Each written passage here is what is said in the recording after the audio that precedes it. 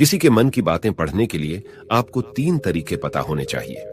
ये तरीके सीखना बहुत महत्वपूर्ण है। इन तरीकों को सीखकर आप आसानी से समझ सकते हैं कि कोई कैसा सोच रहा है। तो आइए मैं आपको गौतम बुद्ध की एक कहानी सुनाता हूं जो आपको दूसरों के मन को पढ़ने के तरीके सिखाएगी। बहुत समय पहले की बात है। एक छोटे से गांव में 2 भाई थे। बड़े भाई को अंधा था, इसीलिए वह हमेशा घर पर ही रहता था और छोटे भाई खेती करता था। हालांकि खेतों में बहुत सारे जानवर थे और उनके कारण पूरी कृषि बर्बाद हो रही थी। इससे छोटे भाई को बहुत परेशानी हो रही थी। फिर एक दिन उसे एक ख्याल आया कि वह अपने अंधे बड़े भाई की मदद क्यों नहीं लेता, ताकि वह खेतों से जानवरों को भगा सके। क्योंकि उसका बड़ा भाई अंधा था, वह खेत में बैठकर जानवरों की आवाज सुनते ही उन्हें डरा सकता था। इस तरीके से हमारी कृषि बच सकती थी। इस सब कुछ सोचने के बाद उसने अपने खेत में एक छोटा सा झोपड़ा बनाया और अपने अंधे भाई को उसमें रखा। उसने उससे कहा, भाई, अगर तुम किसी जानवर की आवाज सुनो तो जोर से चिल्लाओ और जानवर यहां से भाग जाएंगे। इससे हमारी फसलें बच जाएगी। बड़ा भाई अपने छोटे भाई के विचार से सहमत हो गया और खेत में बैठने लगा। जब कभी उसे किसी जानवर की आवाज सुनाई पड़ती, वह तुरंत जोर से चिल्लाने लगता और जानवरों को डरा कर भगा देता। वे कई दिनों तक यह अभ्यास जारी रखते हैं। एक दिन एक हिरण उनके खेत में दौड़ रहा था और खेत को तोड़कर भाग गया। हालांकि एक राजा भी वहां था जो हिरण की पीछा कर रहा था। राजा का ध्यान अंधे भाई पर गया और उनसे पूछा, क्या तुमने यहां एक हिरण देखा है? जवाब में अंधे भाई ने कहा, मैं अंधा हूं, मैं कैसे हिरण देख सकता हूं? पर मैं तुम्हें इतना बता सकता हूं कि मेरी खेत से जो जानवर भाग गया है वह आपकी पीछा करने लायक नहीं है। आप अपना समय बर्बाद कर रहे हैं। राजा उस अंधे के शब्दों से चौंका हुआ था। उसे आश्चर्य हुआ कि अंधा यह कैसे कह सकता है कि जो हिरण मैं ढूंढ रहा हूं वह पीछा करने लायक नहीं है। तब राजा ने अंधे से कहा, क्या तुम मुझसे झूठ नहीं बोल रहे? एक ओर तुम कहते हो कि तुम अंधा हो और दूसरी ओर तुम यह दावा करते हो कि वह जानवर जो यहां से भाग गया है मेरे पीछे पड़ने के लायक नहीं है। फिर अंधा भाई ने कहा, ओ राजा, वह प्राणी जिसे तुम हिरण समझ रहे हो वह वास्तव में हिरण नहीं है। वह एक मादा हिरण है और मेरे ज्ञान के अनुसार वह गर्भवती है। मैंने कभी सुना नहीं है कि कोई राजा एक गर्भवती मादा हिरण की शिकार करता है। इसलिए मैं तुम्हें यह कह रहा हूं कि वह तुम्हारे पीछे पड़ने के लायक नहीं है। तुम्हें उसकी पीछा करने में अपना समय बर्बाद नहीं करना चाहिए। यह सुनकर राजा और भी हैरान हुआ। उसे समझ में नहीं आया कि अंधा यह कैसे जान सकता है कि वह गर्भवती मादा हिरण है। उसने सोचा कि कैसे एक अंधा यह जान सकता है मैं जिस हिरण की शिकार कर रहा हूं वह क्या गर्भवती है या नहीं। इस अद्भुत अंधे का इतना आत्मविश्वास के साथ कैसे कह सकता है? इसलिए मुझे इसे जांच करना होगा। इसलिए राजा ने सत्यता जानने का निश्चय किया और अपने कमांडर से कहा, कमांडर, मुझे चाहिए कि वह प्राणी जिंदा रहे, क्योंकि मुझे जांच करना है कि यह वाकई एक गर्भवती मादा हिरण है। यह अंधा आदमी इतनी आत्मविश्वास के साथ कह रहा है और मुझे यह सुनिश्चित करना है। जाओ और जांचो कि क्या वह एक गर्भवती मादा हिरण है। राजा के आदेश पर कमांडरों ने हिरण को पा करने के लिए चला गया। कुछ समय बाद जब वह लौटे तो राजा से कहा, राजा, यह अंधा आदमी पूरी तरह से सही कह रहा है। वह वाकई एक गर्भवती मादा हिरण है। इस सुनकर राजा हैरान हो गया। उसे समझ में नहीं आया कि यह अंधा आदमी कैसे जान सकता है कि वह गर्भवती मादा हिरण है। राजा के मन में कई सवाल उठे। आखिरकार राजा ने इस पर पूरी तरह से समझौता करने का निश्चय किया और अंधे से कहा, सुनो, मुझे यह नहीं पता कि तुम सचमुच अंधे हो या नहीं, लेकिन मैं तुमसे एक सवाल पूछने आया हूं। क्या तुम मेरे सवाल का सही जवाब दोगे? जवाब में अंधे ने कहा, राजा, आप मुझसे जो भी पूछना चाहेंगे मैं आपको सच्चाई से जवाब दूंगा। राजा ने कहा, देखो, एक ओर तुम कहते हो कि तुम अंधे हो और दूसरी तरफ तुमने मुझे कहा कि मैं जिस जानवर की मैं पीछा कर रहा था, तुम कहते हो कि वह गर्भवती मादा हिरण है और साथ में तुम्हें यह भी पता लगाता है कि तुम्हारे खेतों में जानवर कब आते हैं और कब जाते हैं। तुमने यह सब कैसे अनुमान लगाया? तब अंधा आदमी ने समझाया, सर, जब आप उस मादा हिरण की पीछा कर रहे थे तो उसकी गति और दौड़ते हुए आवाज से ही मुझे पहले से ही समझ आ गया था कि यह हिरण है और मेरी खेत की बांध काफी छोटी थी, उसकी ऊंचाई ज्यादा नहीं थी। अगर यह सामान्य हिरण होती तो वह आसानी से उस बांध को पार कर सकती थी, लेकिन वह हिरण ने उस बांध को तोड़कर भाग लिया था, और यदि वह बांध पार करने की कोशिश करती तो उसके संतान को खतरा होता। इसलिए मुझे समझ में आ गया कि वह गर्भवती है। इस व्याख्या को सुनकर राजा अंधे के विशेष ज्ञान और कौशल को देखकर चौंके हुए हैं। वह समझता है कि यह व्यक्ति अंधा होने के बावजूद अनोखी जानकारी और क्षमताओं से संपन्न है। राजा इसका लाभ उठाने का निश्चय करता है और अंधे से एक और सवाल पूछता है। राजा कहते हैं, तुम बुद्धिमान हो और तुम्हारी कई बातों की गहरी समझ लगती है। आज मैंने तुम्हें यहां बुलाया है ताकि जान सकूं कि मेरी पत्नी मेरे प्रति विश्वासी है या नहीं। अंधा आदमी जवाब देता है, ओ राजा, ऐसा सवाल कैसा है? आपका विवाह कई सालों से चल रहा है और अब आप ऐसी बातें जानना चाहते हैं। ऐसे सवाल आपके मन में क्यों उत्पन्न हो रहे हैं? हालांकि राजा कहता है, तुम्हें इस सवाल का जवाब देना होगा। अगर तुम मुझे उत्तर नहीं दोगे तो मैं तुम्हें मृत्यु दंड से सजा दूंगा। राजा की धमकी सुनकर अंधा कहता है, बहुत अच्छा, मैं तुम्हें तुम्हारे सवाल का जवाब दूंगा। ओ राजा, अगर तुम इस सवाल का जवाब चाहते हो तो तुम्हें मेरी एक सेवा करनी होगी। राजा पूछता है, मुझे बताओ, मुझे क्या करना होगा? व्यक्ति जवाब देता है, उसके लिए तुम्हें अपनी पत्नी को मेरे साथ एक कमरे में अकेले छोड़ देना होगा। यह सुनते ही राजा पहले तो गुस्सा होता है, लेकिन कुछ समय सोचने के बाद वह उस व्यक्ति की बात मानता है और अपनी पत्नी को उसके साथ एक कमरे में भेजने का आदेश देता है। कमांडर उस पर क्रियान्वयन करता है और अंधे आदमी और रानी को एक कमरे में अकेले छोड़ देता है। उस समय अंधा अपनी बात कहते हैं, मुझे तुम्हें छूना है। ये सुनते ही रानी बहुत गुस्से से भरी हो जाती है और अंधे को पीटने लगती है, कभी हाथों से तो कभी पैरों से और कभी पूरी ताकत से। वह उसे बेहद बेरहमी से पीटती है। बाद में किसी तरह अंधा अपनी जान बचा लेता है और राजा के पास जाता है। उसने राजा से कहा, ओ राजा, आपकी पत्नी विश्वासी नहीं है। इस सुनते ही राजा बहुत गुस्से से भरकर अपनी तलवार निकालता है और सीधे अपनी पत्नी के पास जाता है। उसने उससे गुस्से में कहा, रानी, आज मैं तुमसे एक सवाल पूछूंगा और तुम्हें सच्चाई से जवाब देना होगा। अगर तुमने झूठा बोला तो मैं तुम्हारा सर तुरंत अलग कर दूंगा। फिर उसने पूछा, मुझसे कहो, क्या तुम विश्वासी हो या नहीं? इस पर रानी ने कहा, ओ राजा, तुम मुझे मार दो, लेकिन मैं विश्वासी नहीं हूं। राजा बहुत खुश हुआ क्योंकि वह सब कुछ जो अंधे ने कहा था वह पूरी तरह से सच था। इस सुनते ही राजा तत्काल अंधे के पास जाता है और पूछता है, तुमने कैसे जान लिया कि मेरी पत्नी विश्वासी नहीं है? अंधा उत्तर देता है, ओ राजा, यह काफी सरल है। मैंने आपकी पत्नी से कहा कि मैं उसे छूना चाहता हूं और वह इतनी रोष में आ गई कि मुझे मारने लगी।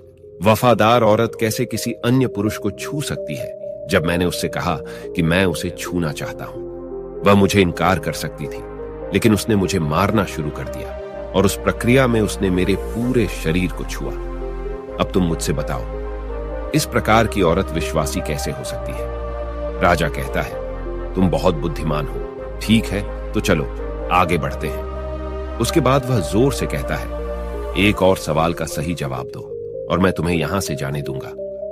राजा फिर पूछता है, मुझे बताओ, क्या मैं सचमुच मेरे पिता का बेटा हूं या किसी और का? इस पर अंधा आदमी उत्तर देता है, ओ राजा, इससे तुम्हारा क्या लेना देना है? चाहे आपके माता पिता कौन हो, आप इस राज्य के राजा हो, तो इस सवाल को छोड़ दो। लेकिन राजा जिद करता है, नहीं, मुझे इस सवाल का सटीक जवाब चाहिए, वरना यह सवाल मुझे हमेशा परेशान करेगा।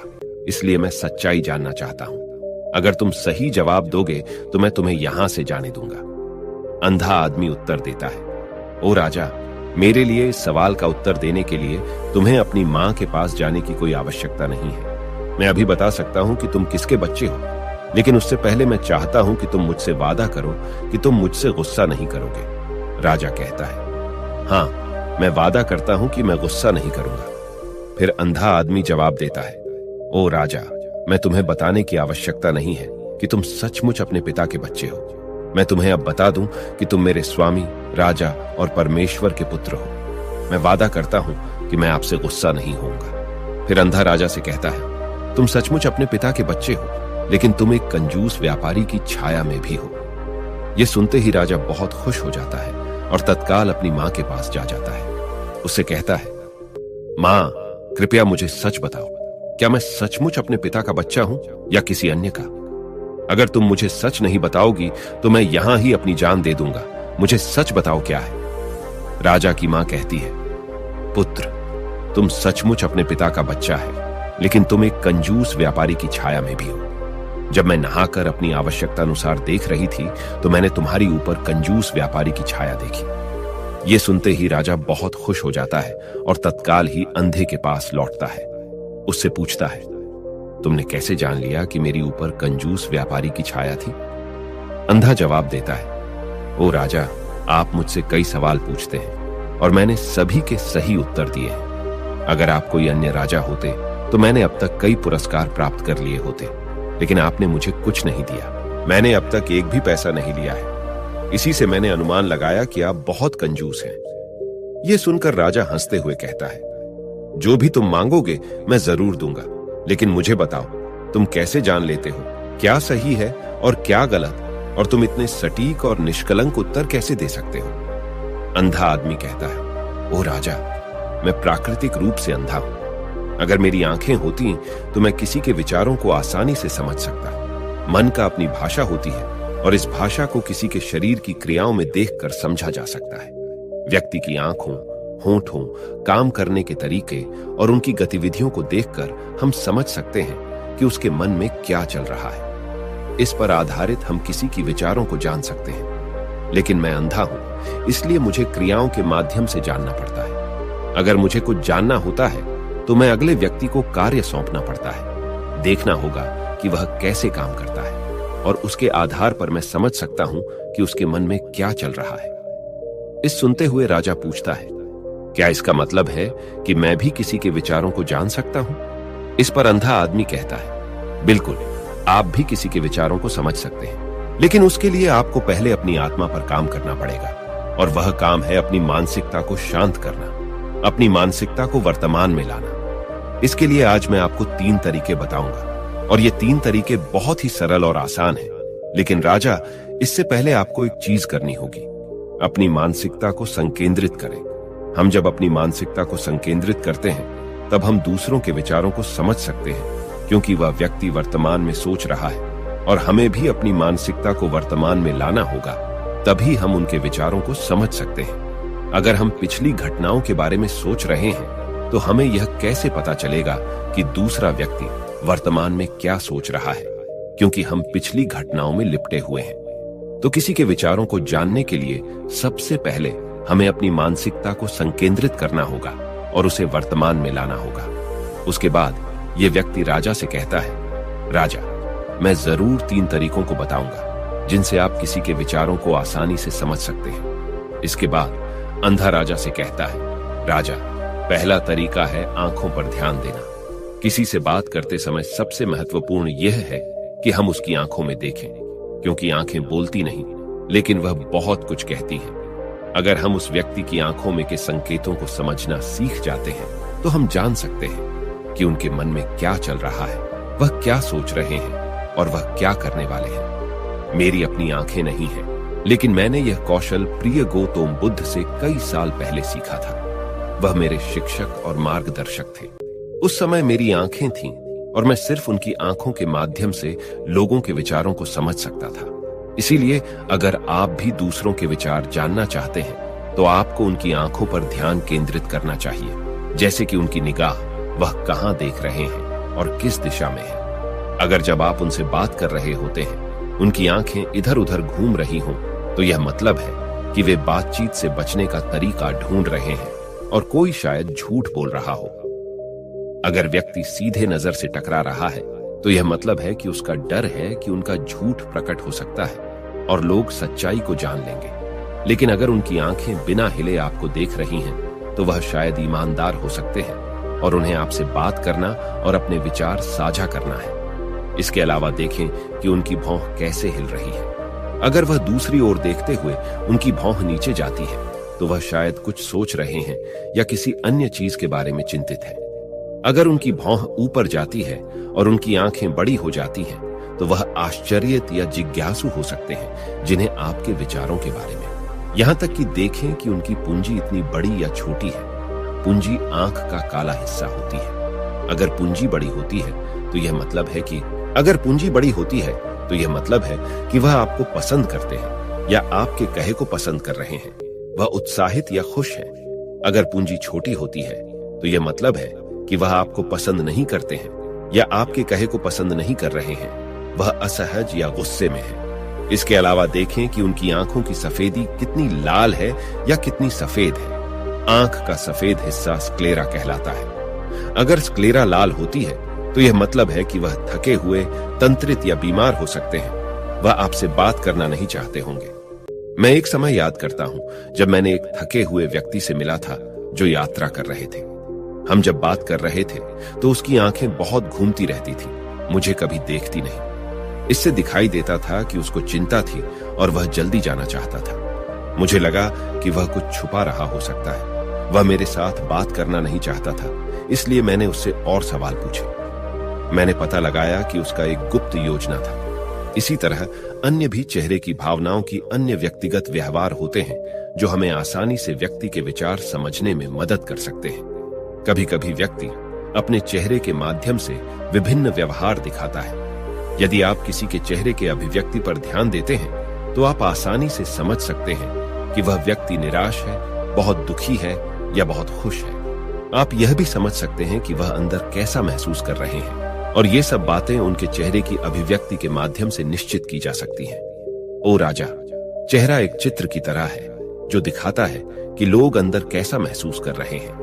अगर वे कुछ नहीं कहते हैं तो यदि आप लोगों को बेहतर समझना चाहते हैं तो आपको इन नीरव संकेतों पर ध्यान देना होगा। जब आप किसी को देखते हैं जिनका मुंह नीचे की ओर मुड़ जाता है और छोटे से दुखी चेहरा बनता है, तो आमतौर पर यह मतलब होता है कि वह खुश नहीं है, संतुष्ट नहीं है या कुछ हार गए हैं। आप उनकी आंखों और उनके शरीर से भी समझ सकते हैं कि वह कैसा महसूस कर रहे हैं। वह निचले भावनाओं को महसूस कर रहे हैं। दूसरी ओर, जब कोई बड़ी और सच्ची मुस्कान होती है जो आंखों और गालों को उठाती है, वह खुशी, मित्रता और दयालुता की संकेत है। इसमें आंखों का बड़ा महत्व है। जब वे छोटी और चमकीली होती हैं, तो आप सुनिश्चित हो सकते हैं कि मुस्कान सच्ची है। देखें किसी व्यक्ति की भ्रूणी की जगह जहां त्वचा गहरी होती है और ढीली होती है, जब यह गहरी और तंग होती है तो यह अक्सर मतलब होता है कि वे उलझे हुए हैं, महसूस कर रहे हैं, कुछ कठिन या नई चीज को समझने की कोशिश कर रहे हैं। रुख का तरीका मुंह हमें बहुत कुछ बता सकता है। एक मुंह जो बंद और संकुचित हो, यह मतलब हो सकता है कि वह सहमत नहीं है, किसी चीज से संतुष्ट नहीं है या बातचीत करना नहीं चाहते। लेकिन एक मुंह जो खुला और आराम से हो, यह मतलब होता है कि वह खुले मन से बातचीत करने के लिए तैयार है। जब आप चेहरे की इन संकेतों को देखने और समझने में महारथी हैं, तो आप यह जान सकते हैं कि लोग किस बारे में सोच रहे हैं और कैसा महसूस कर रहे हैं। चाहे वह अपनी भावनाएं बाहर कहें या चुप रहे, उनके चेहरे से हर बात साफ हो जाएगी। इसलिए कोई व्यक्ति जैसे भी अपने शब्दों से बोलता हो, आप उनके चेहरे से सब कुछ समझ सकते हैं। मैं आपको एक कहानी सुनाऊं। एक बार मैंने एक दुखी व्यक्ति से मिला जो मेरी मदद के लिए आया, लेकिन वह ऐसा व्यवहार कर रहे थे कि उन्हें कोई परवाह नहीं। लेकिन मैंने उनकी माथे पर एक छोटी सी रेखा देखी, जिससे पता चला कि उनकी परेशानी थी। मैंने उनसे कहा कि मुझे अपनी समस्या बताएं, और उन्होंने बता दी। इसके बाद उनको अच्छा लगा और मैंने उनकी मदद की। एक सच्ची मुस्कान आंखों को भी खुश बनाती है। ये मतलब है कि वे खुश और दयालु हैं। एक उदासी मुंह की भौहें नीचे जाती हैं। इसका मतलब है कि वह चिंतित या उलझे हुए हैं। भौहें ऊपर जाती हैं जब वे हैरान या जिज्ञासु विचार रहे होते हैं, तो आप उनकी भावना को उनके चेहरे को देखकर समझ सकते हैं। आगे बढ़ते हुए व्यक्ति राजा से तीसरी मेथड के बारे में बताते हैं, कहते हुए, ओ राजा, एक और भाषा भी है जो है, वह है हाथों की इशारों और शरीर की भाषा की। किसी के विचारों को समझने के लिए हमें हाथों की इशारों और शरीर की भाषा को समझना चाहिए। जब कोई व्यक्ति बातचीत करता है तो आपने देखा होगा कि वह अपने हाथों को हर समय हिलाता रहता है, इशारे करता है। शब्दों के अलावा उनकी शरीर की भाषा भी बड़ी भूमिका निभाती है। वह क्या सोच रहा है, यह स्पष्ट करने में। ओ राजा, शरीर और हाथ बिना शब्दों के बहुत कुछ कह सकते हैं। यह शब्दों की तरह बातचीत का एक गुप्त तरीका है, जहां आप देख सकते हैं कि लोग क्या चाहते हैं और कैसा महसूस कर रहे हैं। वे छोटी छोटी चीजों से जो वे करते हैं। किसी को ध्यान से देखें जब वह आपसे बात करते समय अपने उंगलियां तेजी से टैप करता है। जब उंगलियां किसी चीज पर तेजी से आवाज करती हैं, तो यह मतलब हो सकता है कि वह बोर हो रहे हैं, जल्दी में हैं या बातचीत जल्दी समाप्त करना चाहते हैं।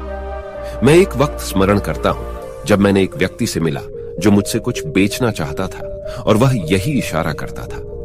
मुझे पता चल गया था कि वह घबराया हुआ था, तो मैंने उससे बेहतर कीमत पर खरीदने को कहा और उसका हैराना हो गया। कभी कभी किसी को अपनी बाहुएं आपस में जोड़ते हुए देखना, यह मतलब हो सकता है कि वह आपसे या आपके कहने से संतुष्ट नहीं है। वह अपने विचारों को आपसे छुपा रहे हैं। इस तरह से अपनी बाहुएं जोड़ने का तरीका उनके विचारों और भावनाओं को दूसरों से सुरक्षित रखने की तरह है। इस चिन्ह को देखकर आप जब उनसे बात करें तो दयालु और सतर्क रह सकते हैं, ताकि वह आपसे अधिक संतुष्ट और खुले मन से मिल सके। कभी कभी किसी व्यक्ति को आपस में झुकते हुए देखना, यह मतलब हो सकता है कि वह आपसे या आपके कहने से रुचाना रखते हैं। वह आपकी बातों को ध्यान से सुन रहे हैं, जिससे वह आपसे रुचाना रखते हैं और जानना चाहते हैं। इस तरह से अपने शरीर को हिलाने का यह तरीका दिखाता है कि वह आपकी बातों को सुनना, सीखना और समझना चाहते हैं। मैंने एक बुद्धिमान शिक्षक से मिला था जो ऐसा करते थे। वह बहुत शांत थे, लेकिन वह दिलचस्पी से आगे झुकते रहते थे, जिससे यह प्रकट होता था कि उन्हें उस विषय के बारे में और जानना था। कभी कभी लोग जब आपसे बात करते समय अपने चेहरे को छूने की आदत डालते हैं, तो आपको पता चल सकता है कि वह किस बारे में सोच रहे हैं। यह अक्सर मतलब रखता है कि वे चिंतित हैं या सोचते हैं। यह सब छूने का तरीका दिखाते हैं कि उनके मन और दिल में क्या हो रहा है। दूसरों की शरीर और हाथों से सही से समझने के लिए आपको धैर्य रखना पड़ता है, सावधानी से देखना पड़ता है और उन बातों को सराहना करनी पड़ती है जो वे नहीं कहते। ये छोटी पर महत्वपूर्ण संकेत, जैसे कि एक शांत पुस्तक, आपको उन भावनाओं और विचारों को दिखाते हैं जो उनमें छुपे हुए हैं और आपको उनसे बेहतर जुड़ने में मदद करते हैं। अगर हम इन 3 तरीकों पर ध्यान देते हैं और उन्हें सही से समझते हैं, तो हम तेजी से पता लगा सकते हैं कि किसी के मन में क्या चल रहा है, वह हमारी बातों को कितनी ध्यान से सुन रहे हैं और उनके मन में क्या हो रहा है। लेकिन इससे पहले आपको अपने मन को ध्यान में लाना होगा और उसे वर्तमान में लाना होगा। तभी आप इन सभी क्रियाओं पर ध्यान दे सकते हैं, उन्हें समझ सकते हैं और महसूस कर सकते हैं कि उनके मन में क्या चल रहा है। अन्यथा अगर आप पूर्व घटनाओं या भविष्य के योजनाओं में प्रवृत्त हैं, तो आप कभी भी व्यक्ति की शरीर भाषा पर ध्यान नहीं देंगे और आप कभी नहीं समझ पाएंगे कि उनके मन में क्या हो रहा है, वह क्या सोच रहे हैं। आपने कई महान संतों और ज्ञानी व्यक्तियों को देखा होगा जो आपको शांति से देखते हैं और आपको बता सकते हैं कि आपके मन में क्या चल रहा है, आपने उनसे क्या सीखा है। और इसका सबसे बड़ा कारण यह है कि वे आपको पढ़ सकते हैं, आपको समझ सकते हैं, क्योंकि उनका मन संकेतित, शांतिपूर्ण है। इसलिए वह आसानी से आपके विचारों को समझ सकते हैं। मुझे आशा है कि आपने अब तक कहानी का आनंद लिया है और इससे कुछ नया सीखा है। यदि आपने ऐसा किया है तो कृपया इस चैनल की सदस्यता लें। इससे मुझे उत्साहित किया जाएगा कि मैं आपके लिए और भी रोचक और जानकारीपूर्ण कहानियां बनाऊं। देखने के लिए धन्यवाद और आगे आने वाली वीडियो के लिए बने रहें।